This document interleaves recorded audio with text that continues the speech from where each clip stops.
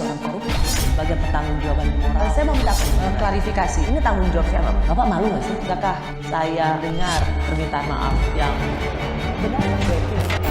Orang-orang korban.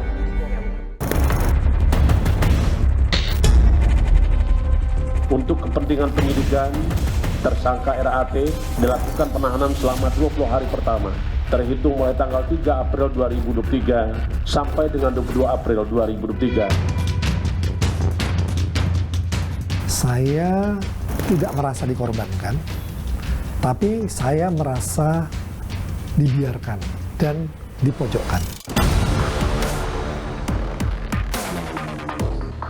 Rafael Alun Trisambodo, mantan Kabag Umum Kanwil Ditjen Pajak Jakarta Selatan II ini, akhirnya mengikuti jejak anaknya Mario Dandi menginap di Hotel Prodeo sebagai tahanan KPK setelah 2 kali menjalani pemeriksaan di Gedung Merah Putih. Sebagai bukti permulaan awal, tim penyidik menemukan adanya aliran dana atau uang gratifikasi yang diterima saudara tersangka RAT sejumlah sekitar 90.000 US dollar yang penerimaannya melalui PT AMB, dan saat ini pendalaman dan penelusuran terus dilakukan. Ayah Mario Dandi ini pertama kali memenuhi panggilan KPK pada tanggal 1 Maret. Kala itu, Rafael mengklarifikasi sejumlah harta kekayaannya yang tak tercantum dalam LHKPN. Mulai dari kepemilikan mobil Rubicon, motor Harley Davidson yang dipajang anaknya di medsos, hingga kepemilikan saham di 6 perusahaan. Saya banyak ditanya berapa nilai perusahaannya, ya sebesar nilai sahamnya. Kalau saya ingat sekitar 1,5 miliar, gitu. Nilai 6 perusahaan ini, gitu. Baik yang dimiliki oleh yang bersangkutan, istri, anak, maupun yang lainnya, gitu. Tapi itu cerita gimana kok perusahaannya besar, tapi LKPN-nya tidak terefleksi di situ. Dari sini, KPK menemukan adanya kepemilikan saham istri seorang pejabat pajak bernama Wahono Saputro di perusahaan milik Rafael. Wahono yang menjabat Kepala Pelayanan Pajak Madya Jakarta Timur ini pun menjalani 2 kali pemeriksaan di KPK pada 14 Maret dan 16 Maret 2023. Hingga pada 24 Maret, KPK kembali memeriksa Rafael dan sang istri, Ernie Mike Torondek. Kali ini bukan lagi soal klarifikasi harta, tapi adanya temuan harta tak wajar oleh KPK. 2 hari berselang, tepatnya pada 27 Maret 2023, KPK menggeledah rumah milik Rafael Alun yang berlokasi di Kompleks Elit Simpruk Suites, Jalan Simpruk Golf 13, nomor 29. Dari penggeledahan itu, tim penyidik mengamankan 2 dompet, 1 ikat pinggang, 1 jam tangan, 68 tas bermerek mewah, 29 perhiasan, dan 1 sepeda. Tak hanya menyita barang-barang mewah di rumah Rafael, KPK juga menyita uang sejumlah 32,2 miliar rupiah yang tersimpan dalam safe deposit box di salah satu bank. Atas temuan ini, ada desakan agar KPK tak hanya menjerat Rafael dengan sangkaan penerimaan gratifikasi. Tindakan Rafael terhadap wajib pajak bermasalah ini dinilai merupakan tindak pemerasan. Padahal sebenarnya ini kan bukan gratifikasi. Kalau lihat kronologisnya, kan dia kalau ada masalah, dia ngarahin kepada perusahaan AME tadi. Itu sebenarnya pemerasan, itu bukan gratifikasi. Nah, saya punya masalah nih, terus kasih ke Sonono. Yang Sonono nih saya punya gitu. Itu kan berarti ya pemerasan, sebenarnya mengarahkan untuk kemudian dia dapat sesuatu. Loh, kalau ada masalah ya selesaikan di kantor, kenapa itu?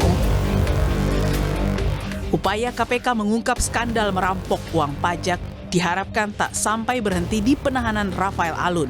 KPK perlu melanjutkan penelusuran terhadap komplotan Rafael yang masih aktif bertugas di institusi keuangan negara. RAT ini adalah salah satu bagian dari komplotan. Di lingkungan menteri ada eselon 1-nya 2 orang terlibat. Itu bahkan 2 orang ini di dalam data nanti yang ada di KPK dan di data aparat hukum lainnya, itu terlibat pada program teks amnesti. Mereka manipulasi. Jadi jangan dianggap kecil Rafael. Terendusnya modus mantan pejabat pajak Rafael ini tak lepas dari viralnya aksi kekerasan yang dilakukan sang anak yang kini sudah memasuki tahap persidangan. Bisa dibayangkan, bila tak ada peristiwa penganiayaan terhadap David Ozora, modus Rafael Alun dan komplotannya tak akan pernah terungkap.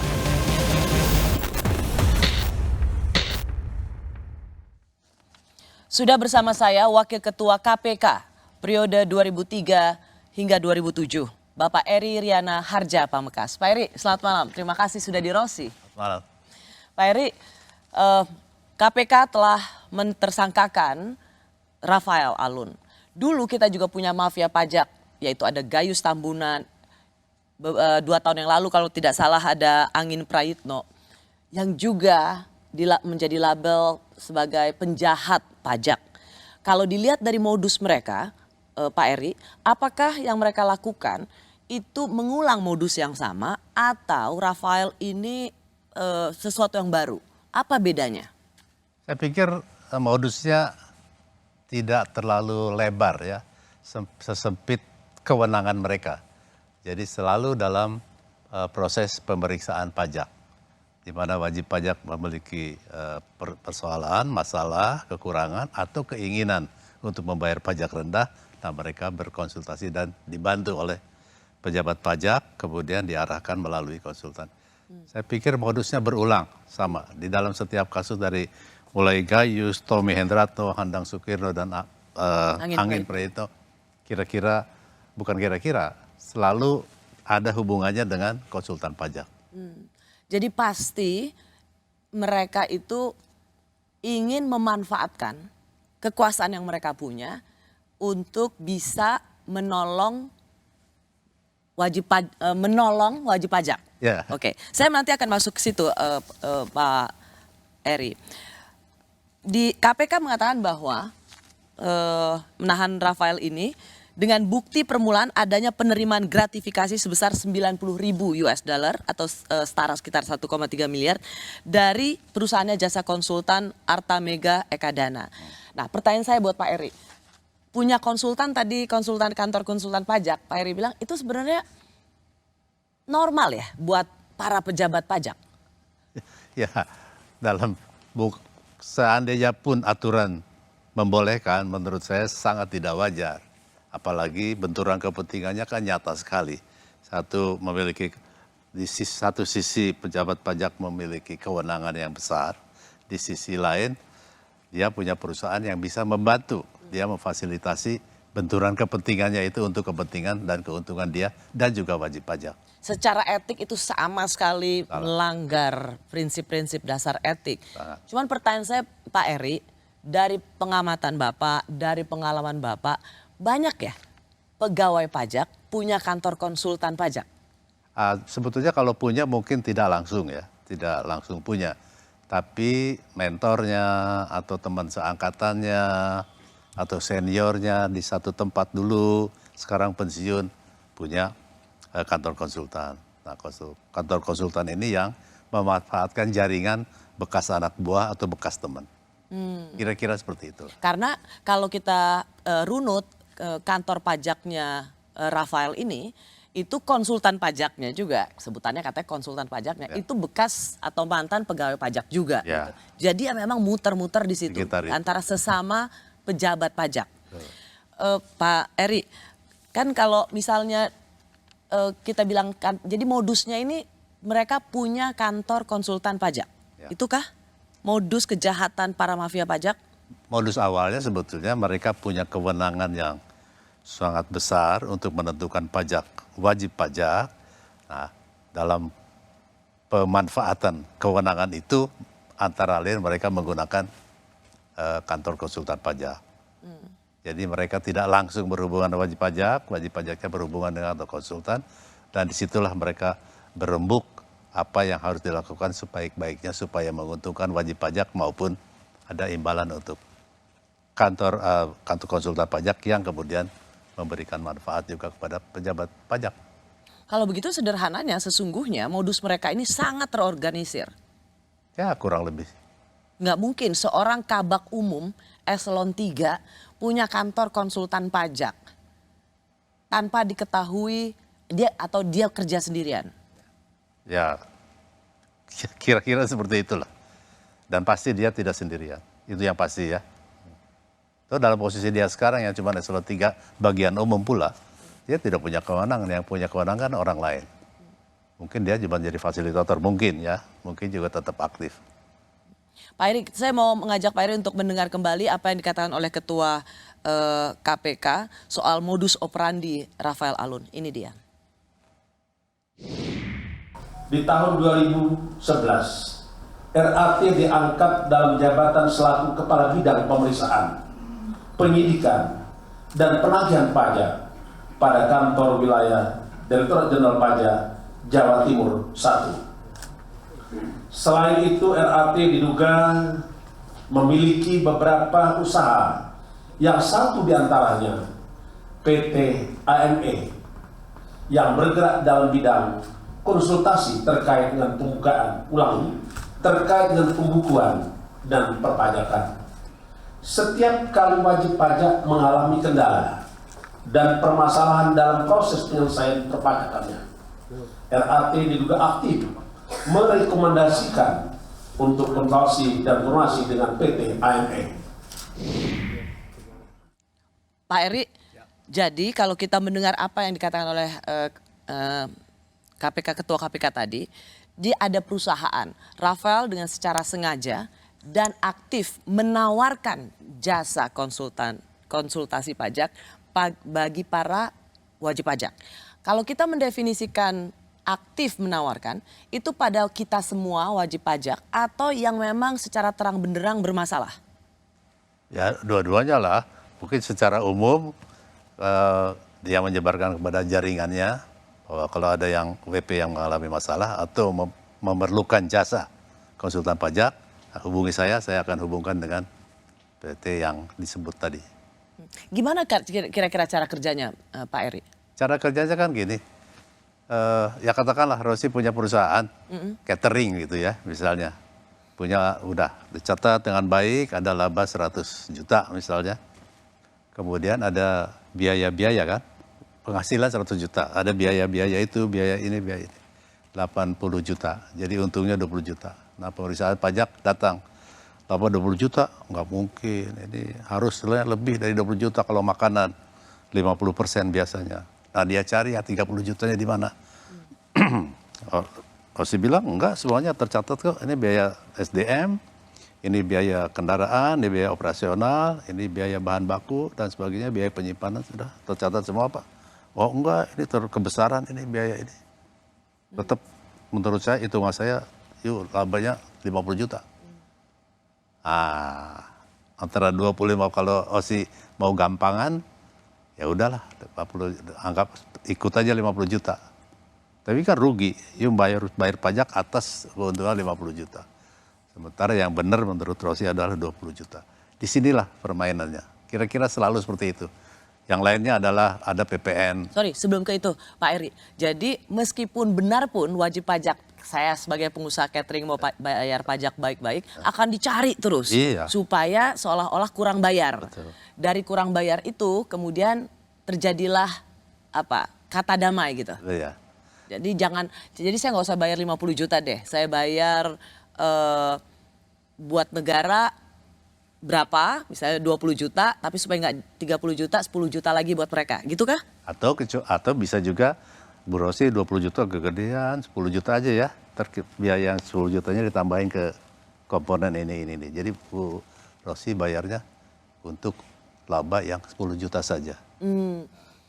Itu kira-kira permainannya seperti itu. Jadi cara menawarkannya begitu, jadi yang masuk ke kas negara jauh lebih kecil dari yang tadinya saya mau bayarkan, tetapi larinya ke mereka. Ya. Oke, nah lainnya lagi seperti apa cara kerja mereka? Kan menguntungkan keduanya kan. Osi Aku untung juga. Iya. Artinya kan gini Pak Eri, wajib pajak juga merasa ya nggak apa-apa deh ada mafia pajak, toh pajak aku jadi lebih kecil dari yang aku harus setorkan, tapi kita juga harus ngerawat si mafia pajak ini kan. Tuh, nah itulah yang membuat mafia pajak ini hidup. Karena ada sekelompok pengusaha yang memang suka dengan praktik semacam itu. Jadi ada kebutuhan yang saling menguntungkan. Saling menguntungkan. Iya. Daripada perusahaan harus bayar 200 miliar misalnya, mereka cukup disuruh bayar 150, tapi bayar mereka 20. Masih untung 30 kan? masih untung 30 miliar. Apalagi Pak, cara membujuk wajib pajak bermasalah atau korporasi yang sengaja ingin menurunkan nilai pajak, apalagi tawaran-tawaran dari para mafia pajak ini? Dalam satu perusahaan bisa saja si perusahaan ini membayar pajak lebih. Nah, untuk menagih kelebihan itu yang disebut sebagai restitusi atau refund bahasa Inggrisnya, nah, itu ada proses. Nah, di situ juga bisa bermain. Kalau Bapak mau cepat, ya begini caranya supaya Bapak tidak memperoleh sesuai dengan yang dikehendaki, ya, caranya begini. Nah, itu sisi lain ya. Baik. Kita akan ke situ Pak Eri, tapi kita juga akan masuk soal adanya temuan uang 37 miliar di safe deposit box dan permainan pajak selama 12 tahun lewat jasa konsultan pajak milik Rafael. Tepatkah orang ini hanya dijerat pasal gratifikasi? Sebenarnya ini kan bukan gratifikasi. Kalau lihat kronologisnya, kan dia kalau ada masalah, dia ngarahin kepada perusahaan AME tadi, ya kan? Itu sebenarnya pemerasan, itu bukan gratifikasi. Maksud saya, tapi bukan gratifikasi, ya itu kan ini saya punya masalah nih, terus kasih ke Sonono, yang Sonono nih saya punya gitu, itu kan berarti ya pemerasan, sebenarnya mengarahkan untuk kemudian dia dapat sesuatu. Loh kalau ada masalah ya selesaikan di kantor, kenapa itu? Ini saya khawatir ini ada gambar gede besar ini, yang menurut saya kita jangan terlalu fokus di RAT ini, ada yang lebih besar lagi kuenya. Masih bersama saya Wakil Ketua KPK periode 2003 hingga 2007 yang juga peraih penghargaan tertinggi di bidang pemberantasan korupsi tahun 2022 dari pemerintah Qatar, Pak Eri Riana Harjapamekas. Pak Eri, setuju nggak bahwa jangan cuma digratifikasi, ini orang udah meres? Oh iya, kan begini, pejabat yang punya kewenangannya itu digunakan untuk kepentingannya sendiri dengan cara memaksa wajib pajak untuk mengikuti apa yang dia inginkan. Ya itu tadi ya, mau kalau nggak bayar pajak kena loh segini, sekian. Tapi oke deh, ada bisa cincai lewat konsultan pajak yang ini. Konsultan pajak yang nanti yang ngatur, yang bikin SPT-nya, komponen biayanya apa yang harus masuk, sehingga labanya tidak terlalu besar. Semacam itulah tadi. Seperti itu. Jadi Pak Eri pernah di KPK, bagaimana sih menjerat mafia-mafia seperti ini dengan hukuman seberat-beratnya? Saya pikir KPK memiliki perangkat hukum dan sumber daya yang memadai untuk mampu dengan seksama tapi dengan tekun membongkar mafia pajak ini. Memang tidak mudah, tapi bukan berarti tidak mungkin. Ya. Selalu ada jalan yang bisa dilakukan untuk menangkap mafia-mafia pajak. Jangan hanya mengandalkan OTT saja, harus ada cara yang lebih sistematik. LHKPN itu bisa jadi media yang cukup. Walaupun di sisi lain perangkat hukum memang harus dilengkapi. Misalnya Undang-Undang Perampasan Aset itu bisa membantu ya dengan adanya pasal pembuktian terbalik. Ya tentu itu harus kita harus perkuat, dan saya yakin KPK punya semuanya untuk bisa memberantas itu. Kalau tadi kita sempat dengar apa yang dikatakan oleh mantan komisioner KPK juga, ini jangan dianggap kecil Rafael ini. Artinya kan sebenarnya seperti tadi saya bertanya pada Pak Eri, dia nggak mungkin sendirian kan Pak? Apalagi dia hanya eselon 3, kepala bagian umum lagi.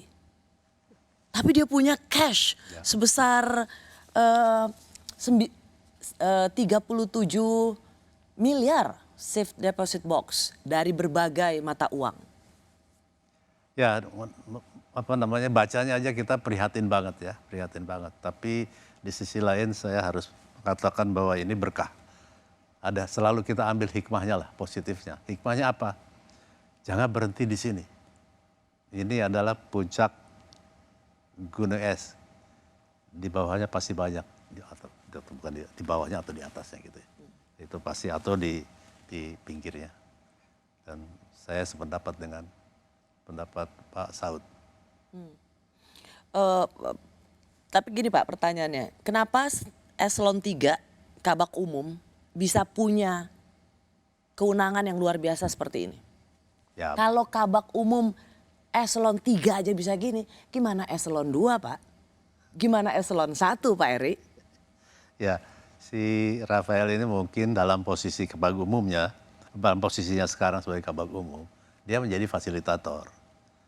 Ya, kewenangan-kewenangan yang dimiliki oleh rekan-rekannya, oleh jaringannya, oleh mentornya, itu yang dia fasilitasi, kemudian disalurkan melalui AME itu, PT AME itu, konsultan pajak. Dan disitulah kemudian dia juga mengkonsolidasikan hasilnya, sehingga ada uang sebesar 37 miliar dalam safe deposit box itu. Kalau tadi Pak Eri bilang mengkonsolidasikan, berarti mengkonsolidasikan secara internal juga dong? Iya, ya. Atau mungkin latar belakang sebelum menjadi Kabak Umum itu juga harus menjadi perhatian. Cukup lama ia bertugas di bidang penyidikan. Jadi dia kan penyidik pajak tuh. Ya. Sesama penyidik pajak kan tersebar di mana-mana dan dia bisa fasilitasi untuk sama-sama mengarahkan wajib pajak pada konsultan yang disebutkan tadi.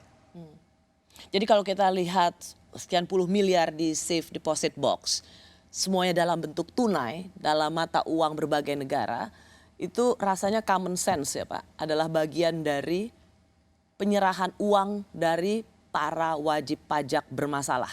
Ya. Jadi kemungkinan pertama itu akumulasi penghasilannya, kemungkinan kedua akumulasi penghasilan yang belum didistribusikan. Yang belum didistribusikan? Iya, mungkin ya. Karena Pak kalau kita lihat ya KPK mengatakan kenaikan kekayaannya selama 88 tahun itu hanya disebutkan kisarannya 24 miliar. Dalam 8 tahun itu 24 miliar. Nah kalau menurut, dan kita kan kemudian, ya betul, dalam 8 tahun kenaikan harta Rafael naik 24 miliar. Semua orang terpukau, wah 24 miliar. Tapi kalau menurut saya ini kekecilan. Kecil, karena apa? 24 miliar 8 tahun, 1 tahun cuma 3 miliar. 3 miliar dibagi 1 bulan hanya sekitar 300 jutaan. Ini nggak mungkin harta dia cuma segini. Gimana? Apakah Bapak bisa membantah logika saya atau apa yang bisa Bapak katakan bahwa menurut saya ini kekecilan yang dia punya? Ya, kalau kita melihat dari kenyataan ditemukannya 37 miliar, ya pasti ada yang disembunyikan, pasti ada yang diwujudkan dalam bentuk lain yang tidak perlu dicantumkan dalam LHKPN. Nah itu banyak cara untuk itu. Oke. Pak, kita dengarkan ya apa yang dikatakan oleh juga KPK untuk melacak. Karena kita bicara soal harus dicari lagi, nggak mungkin lah orang yang sudah sedemikian berkuasanya ngatur-ngatur wajib pajak, tapi cuman 1 bulannya atau 1 tahunnya cuman 3 miliar, is nothing. Apa kata KPK melacak harta para mafia pajak? Ini dia. Kita pastikan sesudah yang bersangkutan pasti ada lagi orang-orang lain yang kita kan dengar juga ada gengnya, ada ini itu. Tapi kita kan perlu tahu polanya. Sekali lagi teman-teman, ini bukan bukan sederhana, ya sulit sih ya pasti gitu. Bukan sederhana dalam arti ini kan orang keuangan bener. Dia tahu banget gimana cara kesana kemari. Jadi kita ingin polanya dulu dapat, nanti baru ke yang lain. Susah ya Pak melacak kejahatan penjahat keuangan. Intinya atau pilar utamanya adalah ikuti uangnya kemana, ya follow the money. Tapi betul apa yang disampaikan Pak Hala tadi memang nggak mudah, tidak mudah. Tapi bukan berarti mustahil ya. Dengan segala cara, dengan segala kewenangan dan sumber daya yang dimiliki oleh KPK, saya yakin mereka punya kemampuan untuk melacak itu semua. Tapi kalau ada di safe deposit box sudah dalam bentuk tunai, gimana ngelacaknya Pak? Memang susah, kecuali kalau sudah penyelidikan atau penyidikan, di mana ada kewenangan untuk menggeledah. Enggak, kan itu udah diblokir oleh PPATK dan KPK juga gitu. Itu gimana kalau dia follow the money itu dalam bentuk ada di perbankan, tapi kalau udah nyimpen tunai seperti ini gimana ngelacaknya? Susah. Kecuali Ya tadi safety depositnya termasuk yang digeledah. Pengalaman Bapak di KPK tuh kayak gimana sih mereka menyembunyikan uang kejahatan suap seperti ini, Pak? Ya, macam-macam lah dalam bentuk bisa properti, bisa perhiasan, bisa lukisan, yang harganya memang tidak bisa ditebak, tidak bisa diukur, relatif ya. Tapi yang penting itu kan kapan kita dapat, kapan kita mengeluarkannya. Setelah dapat tidak langsung dikeluarkan, setelah dapat itu ada proses dulu, baru dikeluarkan diinvestasikan. Yang paling banyak itu ya properti, perhiasan, lukisan. Dan itu kategori termasuk juga pencucian uang. Betul. Pak Eri, kalau kita bicara soal melacak harta pejabat-pejabat pajak seperti ini atau mafia pajak ini, sebenarnya kalau tadi kita lihat KPK, Bapak melihat sebenarnya bisa kewalahan nggak sih kita? Kalau tinggal soal kemauan aja. Dan begitu juga sih jangan terlalu menyudutkan orang pajak juga. Banyak juga orang non pajak yang punya kekayaan yang sama gedenya gitu dan belum terlacak. Sesuai dengan gaji yang mereka dapatkan. Dibandingkan dengan gaji yang mereka dapatkan itu tidak wajar. Banyak bukan hanya pajak saja ya. Di berbagai departemen. Yang di Kementerian Keuangan pasti bea cukai juga ya kan. Di departemen lain juga banyak. Hanya saja Pak Eri, Gayus, Angin Prayitno, Rafael, ini akan selalu berulang. Jika Rafael itu hanya ditangkap seorang diri dari Kementerian Keuangan. Ya. Padahal Rafael tidak mungkin sendiri. Setuju. Nah, harus dilacak oleh KPK sampai mana itu?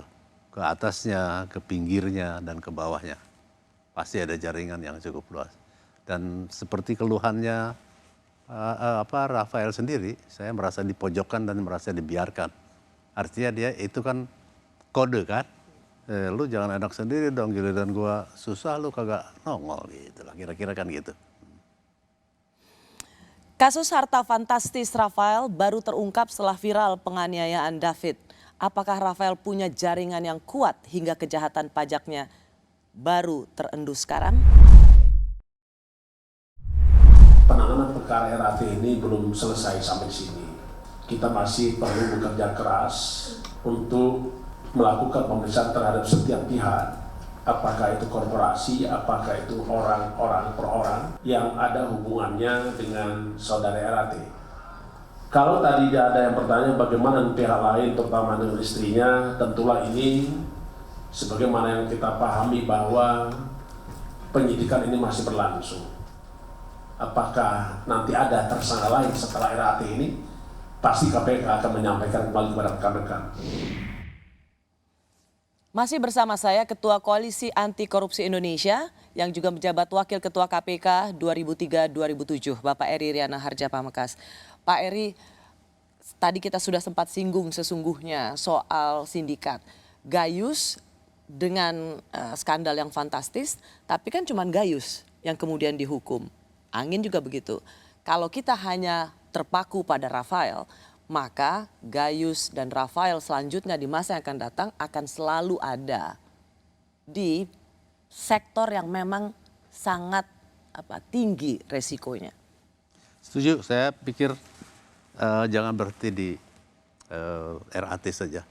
Kita berharap KPK memiliki kemampuan untuk mengerahkan segala sumber daya dan perangkat hukumnya agar bisa membongkar seluas-luasnya jaringan ini. Ya. Jaringan yang katanya kelompok itu, kelompok ini, macam-macam. Dan saya pikir pasti tidak hanya satu. Ada beberapa kelompok kecil juga dan ada kelompok besar. Saya mewawancarai Ibu Sri Mulyani, Menteri Keuangan. Waktu itu ketika pertanyaan soal pengawasan, saya juga bisa menangkap bahwa sebenarnya sudah tercium sebelumnya. Tapi karena waktu itu pandemi jadi dianggap sebagai hambatan, belum bisa dilanjutkan gitu. Termasuk juga ada hambatan-hambatan psikologis seperti teman sekampus, mentor, lalu jadi saksi pernikahan, sehingga hal-hal yang seperti ini dibiarkan atau ya tetap berlangsung lama. Apakah memang geng mafia pajak itu hanya sekedar berasal dari sekolah yang sama atau tidak enak, atau sesungguhnya memang sindikat yang terorganisir sejak awal, sejak masih duduk di bangku kuliah. Karena semuanya kan sama tuh, kerja sekolah di sini, kerja di sini. Saya pikir mungkin tidak sesederhana itu ya. Saya tidak menganggap itu tidak mungkin, tapi tidak mungkin juga itu begitu mendominasi. Karena kan tidak semuanya berasal dari satu sekolah. Ya, walaupun dominasi ada dari satu sekolah tertentu. Ya, gue nggak punya jawaban apa-apa tuh sih. Mungkin aja. Cuman ini pasti bukan 1-2 orang, karena ketika kemarin ditanyakan pada Angin Praitno, kenal tidak dengan Rafael, ya kenal. Tapi kemudian juga ada penelusuran yang memperlihatkan bahwa saling Rafael itu atau Angin Praitno mentornya Rafael. Artinya kan sesungguhnya relasi-relasi itu bisa terlihat. Betul. Pak Eri Pak Eri kan menjadi komisaris di banyak perusahaan.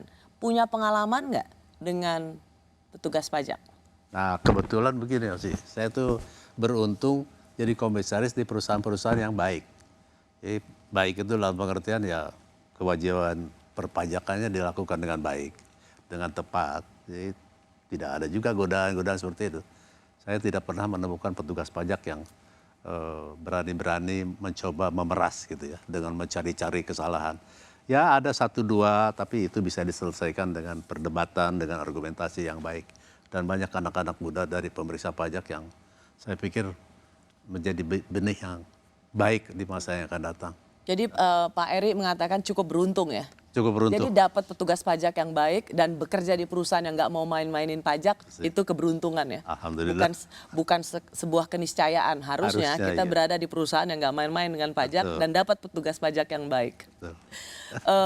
Pak Eri, saya mau mengutip apa yang dikatakan oleh mantan Kepala PPATK, Pak Yunus Hussein, soal gengannya ini. Ia mengatakan seperti ini, Pak Eri, yaitu Rafael ini termasuk dari anggota kelompok lama sebenarnya. Geng tersebut kira-kira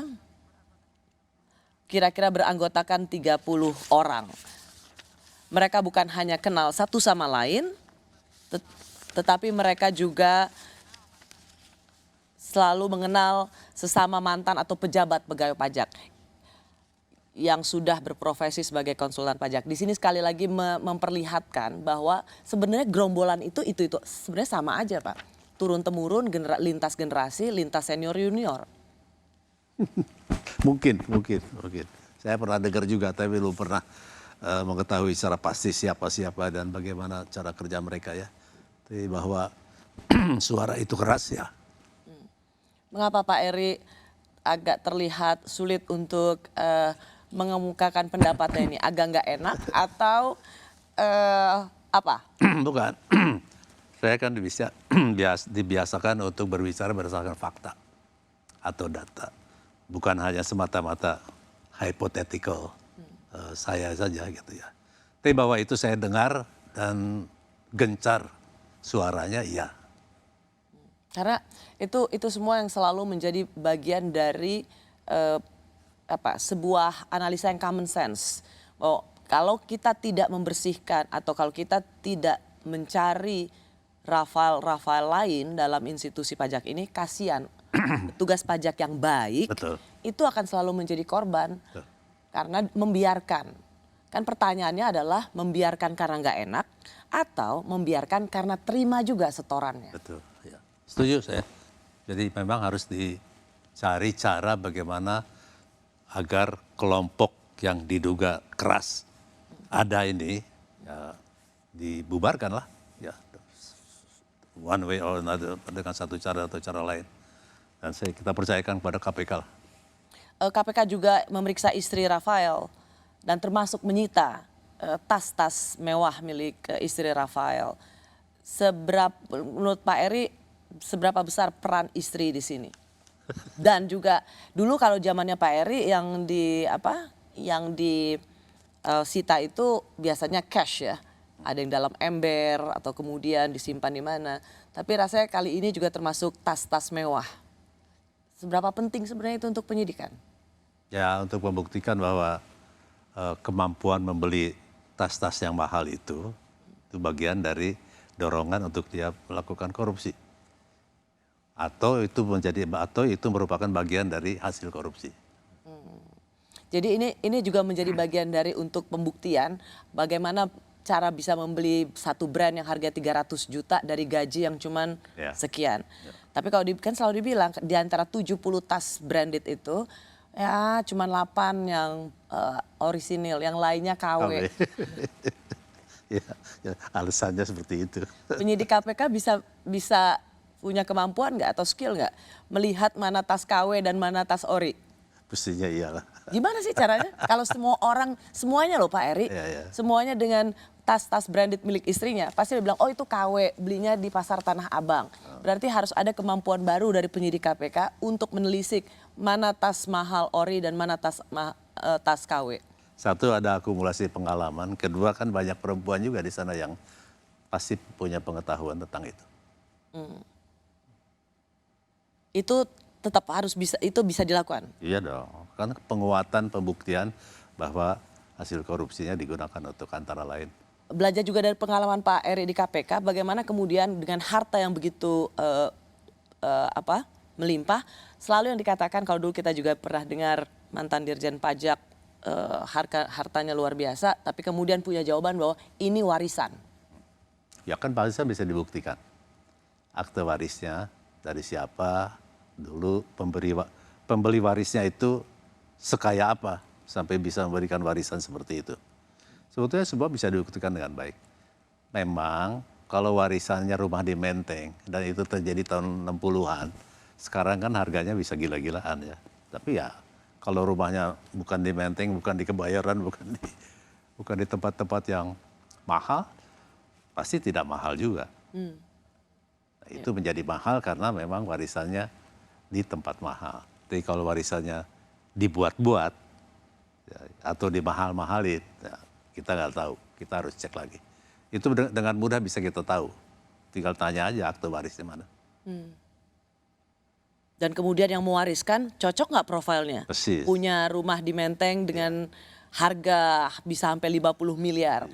Apalagi kepemilikannya mungkin di tahun 2000-an. Betul. Kecuali kalau di tahun 1945. Menteng juga belum ada. Iya. Setelah skandal Rafael terungkap, bergulir kasus 349 triliun yang diungkap oleh Mahfud MD. Bagaimana memaknai beda data versi Mahfud MD dan Sri Mulyani? Nah, sekarang saya akan masuk surat heboh. 349 triliun 300 surat, semuanya serba 300 dalam hal ini. 13 Maret, sebetulnya pertama tanggal 8 Maret itu Pak Mahfud menyampaikan di publik. Kami menanyakan, kami belum menerima surat apapun. Menurut Pak Ivan ada surat yang dikirim, saya cek semuanya belum ada. Ternyata baru dikirim tanggal 9 dengan tertanggal tanggal 7 Maret. Surat pertama itu. Surat itu tidak ada angkanya. Jadi saya juga nggak tahu kenapa ada angka, tapi saya menerima surat yang hanya berisi seluruh surat-surat PPATK yang dikirim sejak tahun 2009 hingga 2023. Ini juga baru pertama kali PPATK menyampaikan sebuah kompilasi surat. Bahwa ada kekeliruan pemahaman Ibu Sri Mulyani dan penjelasan Ibu Sri Mulyani karena ditutupnya akses yang sebenarnya dari bawah. Sehingga apa yang beliau jelaskan tadi itu adalah data yang diterima tanggal 14 ketika bertemu dengan Pak Ivan. Sehingga disebut yang terakhir itu, yang semula ketika ditanya oleh Bu Sri Mulyani itu, ini apa kok ada uang 189? Itu pejabat tingginya yang eselon 1 itu. Oh enggak ada Bu di sini, enggak pernah ada katanya. Ini tahun 2020 kata Bu, enggak pernah ada Pak Ivan, enggak ada. Masih bersama saya Bapak Eri Riana Harja Pamekas, ia pendiri Masyarakat Transparansi Internasional dan Indonesia dan juga pernah menjabat sebagai Wakil Ketua KPK 2003-2007. Pak Eri, ada surat heboh. Apa, saya ingin tanya tanggapan Pak Eri dulu. Bagaimana memaknai beda data antara Menteri Keuangan dan Pak Mahfud selaku di sini Ketua Komite Koordinasi Pencegahan TPPU dan Terorisme. Jadi di sini dia bukan sebagai Menko Polhukam, tapi sebagai Ketua Komite. Gimana Pak Eri melihat beda datanya? Ya sebelum beda data saya mengerahkan segala kemampuan intelektual saya untuk memahami kenapa seorang Menko mempublikasikan data yang hemat saya sekurang-kurangnya menurut pengalaman saya adalah informasi intelijen yang harusnya menjadi dasar pembuatan kebijakan. Saya nggak tahu dan saya tidak sampai pada satu pemahaman yang jelas gitu ya kenapa Pak Mahfud sampai mempublikasikan 300 sekian triliun itu. Kenapa itu jadi pertanyaan Pak Eri? Karena buat saya undang-undang tindak pidana pencucian uang itu menyebutkan peranan PPATK adalah sebagai Financial Intelligence Unit. Jadi unit intelijen keuangan yang memberikan masukan kepada aparat penegak hukum. Aparat penegak hukum yang menindaklanjuti informasi intelijen itu dalam bentuk investigasi atau penyelidikan, penyidikan, dan selanjutnya penuntutan dan seterusnya ke pengadilan. Nah setelah penuntutan baru dibuka. Bahkan waktu penyidikan pun, kecuali penyidikan waktu ada tersangkanya, memang harus dibuka kepada publik ya untuk akuntabilitas.